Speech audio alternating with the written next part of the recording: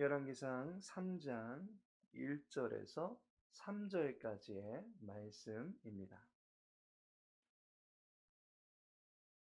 열왕기상 3장 1절에서 3절까지 함께 읽겠습니다.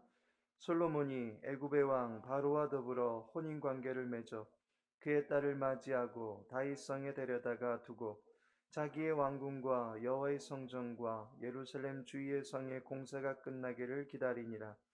그때까지 여호와의 이름을 위하여 성전을 아직 건축하지 아니하였으므로 백성들이 산당에서 제사하며 솔로몬이 여호와를 사랑하고 그의 아버지 다윗의 법도를 행하였으나 산당에서 제사하며 분향하더라. 아멘. 오늘은 본문의 말씀을 통해서 여호와를 사랑하고라는 제목으로 함께 은혜 나누고자 합니다.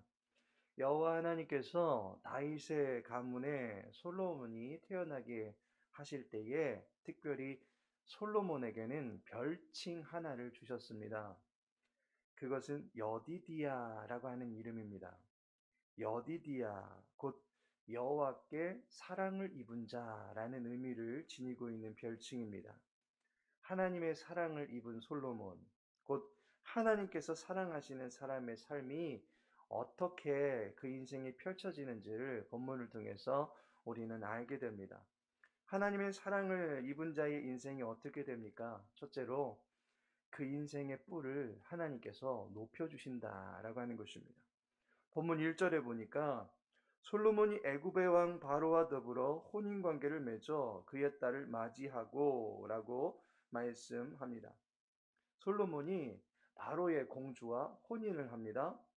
여기서 우리가 유념해야 될 것은 여호와 하나님께서 이방 여인과의 혼인을 금지시켰던 최초의 명령은 가나안 입성을 앞두고 있던 시기에 주셨다라고 하는 것입니다. 때문에 그때의 혼인 금지 대상은 가나안 족속의 여인들로만 한정이 되었습니다. 그러나 이 명령도 라합이 구원받은 것을 볼 때에 무조건적으로 가나안 여인은 되지 않는다라고 하는 의미는 아니었습니다. 가나안의 극심한 죄는 우상 숭배로 인한 종교, 윤리 부분의 극심한 타락이었습니다. 가나안 거민은 그 죄와 연결되어져 있는 사람들이었기 때문에 죄를 가까이 하지 않는 차원에서 혼인을 금지시켰던 것입니다.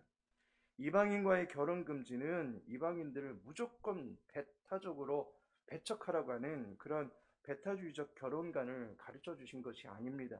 도리어 죄에 대해서 민감함을 갖출 수 있게 하는 장치로서 금지시켰다라고 하는 것으로 이해하시면 좋을 것 같습니다.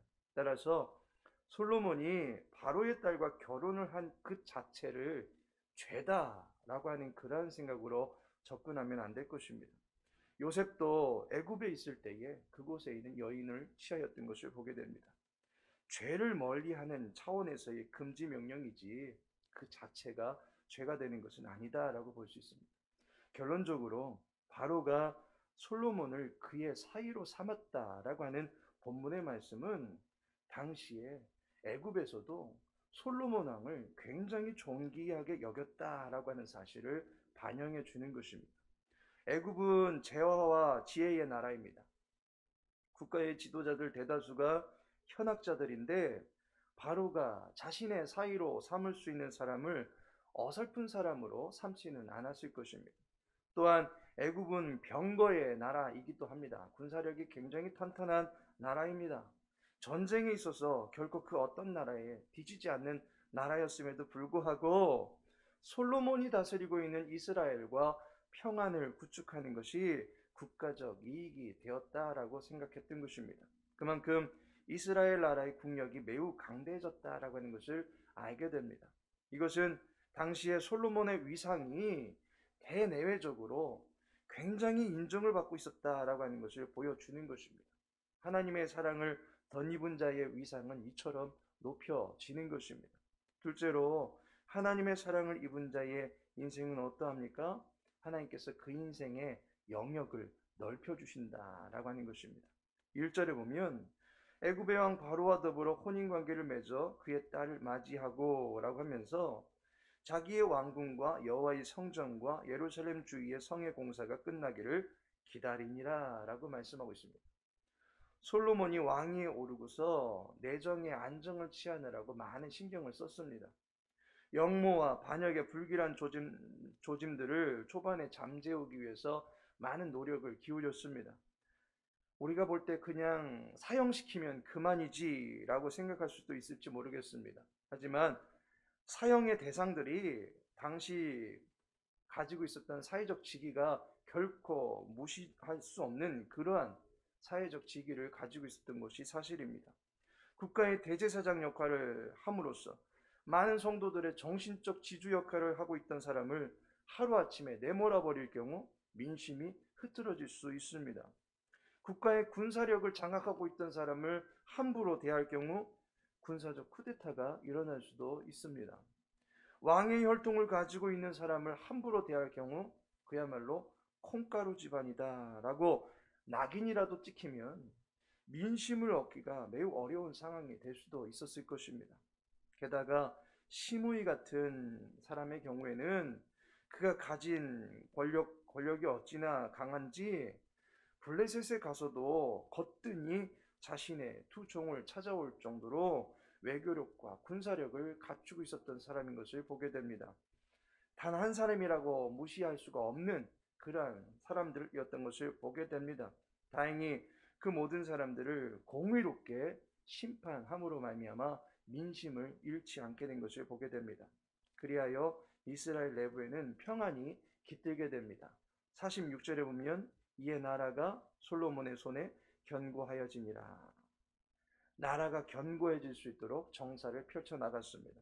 솔로몬의 외교가 애굽으로 넓혀졌고 나라 안에는 종합적인 사업이라 할 수 있는 건축 사업이 진행되게 되었습니다.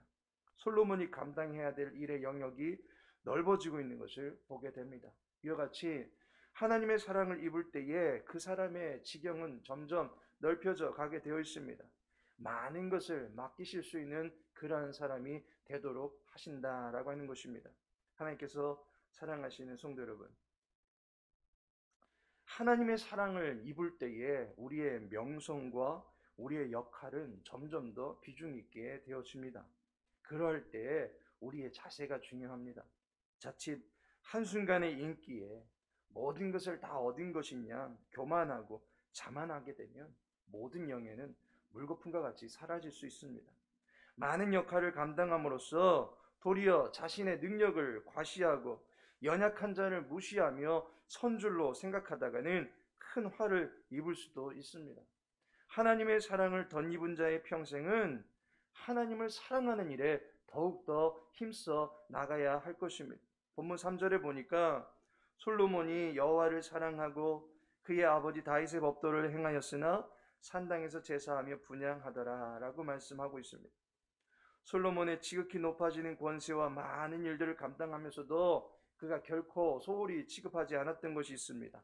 바로 여호와를 사랑하는 일이었습니다. 그리고 아버지 다윗이 가르쳐주고 보여주신 여호와의 도를 힘써 지키는 것이었습니다.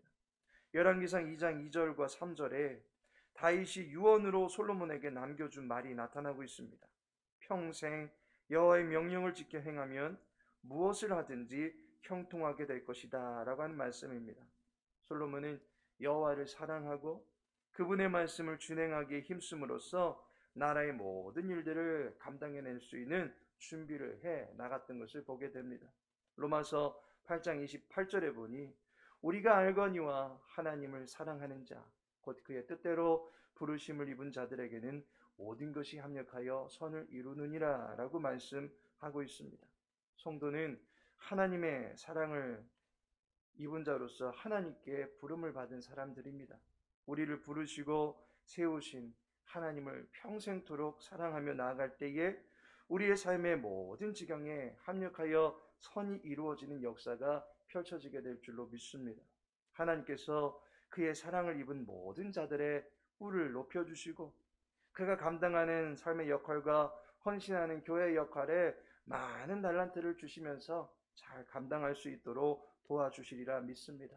하나님의 사랑을 누리며 평안하게 지내실 수 있기를 바라고 또한 우리를 만나는 모든 사람 그리고 우리와 함께 일하는 모든 사람 그리고 우리와 지내는 모든 가족을 비롯한 우리 곁에 있는 모든 사람들이 우리로 말미암아 평안을 누리게 되는 일에 귀하게 쓰임 받을 수 있는 저와 여러분, 그리고 우리 광명창선교회 모든 권속들 되시기를 예수님의 이름으로 축복합니다. 다 같이 기도합니다.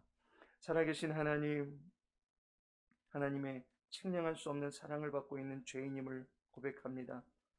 그 사랑에 힘입어서 오늘도 우리의 머리를 들게 해주실 하나님을 기대합니다. 우리가 몸담고 살아가는 모든 삶의 영역에서 하나님의 거룩한 영광을 나타낼 수 있도록 도와주시고, 주님을 더욱더 사랑하는 일에 힘쓸 수 있도록 도와주옵소서.